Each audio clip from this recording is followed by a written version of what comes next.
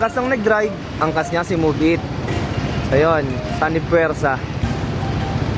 Tingnan natin. Pangalawang ikot.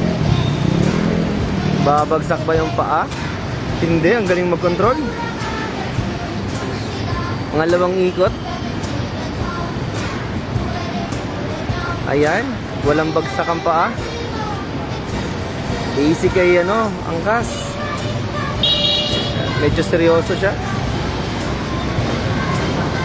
Nakangiti lang siya, ngumingiti pa mga tol. So hindi na siya ginaguide ng kanyang angkas na si Move It. Papasok na siya ng rotonda. Perfect to mga tol. Battery mo yung ganyan mo sa mo para hindi ka mahirapan. Masyado mong kubaran.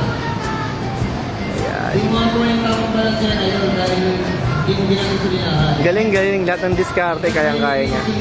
Yung white turn, yung pag-stable ng andar, paghawak ng preno, stop siya dyan syempre.